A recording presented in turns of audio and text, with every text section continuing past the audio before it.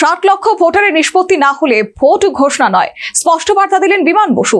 দুদিন ধরে সিইও দপ্তরের বাইরে চলেছে বামেদের বিক্ষোভ সমাবেশ। যতদিন না পর্যন্ত 60 লক্ষ ভোটারের নিষ্পত্তি হচ্ছে ততদিন ভোট ঘোষণা কোনোভাবেই করা যাবে না। বৃহস্পতিবার সিইও দপ্তরের বাইরের সমাবেশ থেকে কথা বললেন বামফ্রন্ট চেয়ারম্যান বিমান বসু। বিমান বসু বলেন, আমরা অত্যন্ত ক্ষোভ ও উদ্বেগের সাথে লক্ষ্য করছি যে ভারতের নির্বাচন কমিশন এবং পশ্চিমবঙ্গ রাজ্য প্রশাসনের এক শ্রেণীর দলদাস অফিসারের অশুভ আঁতাতে এ রাজ্যে এক নজিরবিহীন সাংবিধানিক সংকট তৈরি হয়েছে। ভোটার তালিকার চূড়ান্ত সংশোধনী প্রক্রিয়ায় প্রায় 60 লক্ষ ভোটারকে কোনো সুনির্দিষ্ট কারণ উল্লেখ না করেই আন্ডার অ্যাডজুডিকেশন বা বিচারাধীন পর্যায়ে ফেলে রাখা হয়েছে। এই বিপুল সংখ্যক মানুষের মধ্যে সিংহভাগই দরিদ্র, প্রান্তিক, সংখ্যালঘু এবং মতুয়া সম্প্রদায়ের প্রতিনিধি। আমরা বললাম যে 60 লক্ষ ভোটারকে বেকায়দায় ফেলে দেওয়া হয়েছে, হয়রানির মধ্যে ফেলে দেওয়া হয়েছে এবং what is the way out? How their voting rights is going to be curtailed? তাহলে তাদেরটা না করে ভোট কি করে হবে? তাদের ইস্যুটা সর্ট আউট না করে ভোট করতে পারে।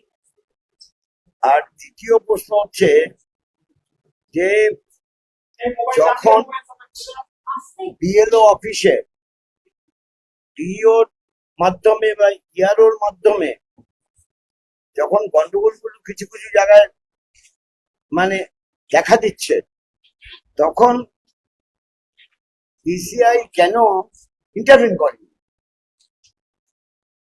এখানে বিএলওরা যে বিক্ষোভ দেখিয়েছে তাদের মধ্যে কজন বিএলও ছিল? মিডিয়া রিপোর্টে কজন বিএলও ছিল বুঝতে পারছি না। উনি তো বললেন 5 জন বিএলও ছিল, 5 জন বিএলও ছিল, কিন্তু মিডিয়া কাভারেজ হচ্ছে বিএলওদের বিক্ষোভ, বিএলওদের অবস্থান, বিএলওদের ধর্ণা। অল দিস ওয়ার হ্যাপেনিং, মানে অদ্ভুত ব্যাপার। অথচ তাদের যা কাজ, যেখানে কাজটা, সেই কাজটা তারা ঠিক মতো করছে কি করছে না, দ্যাট ইজ নট ক্লিয়ার। গতকাল থেকে সিইও দপ্তরের বাইরে অবস্থান বিক্ষোভ চালাচ্ছে বামফ্রন্ট। এদিন বিমান বসুর নেতৃত্বে বামফ্রন্টের একটি প্রতিনিধি দল সিইওর সাথে দেখা করেন।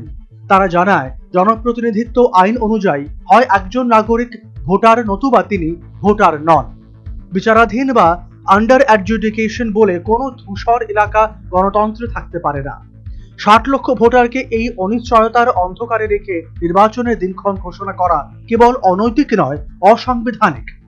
এই বিশাল জনসংখ্যার মতামত ছাড়া কোনো নির্বাচনই জনমতের প্রকৃত প্রতিফলন হতে পারে না। এটি কি তবে কোনো নির্দিষ্ট রাজনৈতিক দলকে সুবিধা করে দেওয়ার জন্য এক পরিকল্পিত ডিজিটাল কারচুপি? নির্বাচনের দিন ঘোষণার আগেই এই 60 লক্ষ মানুষের বর্তমান স্থিতি স্পষ্ট করতে হবে। National bureau report, news vanguard.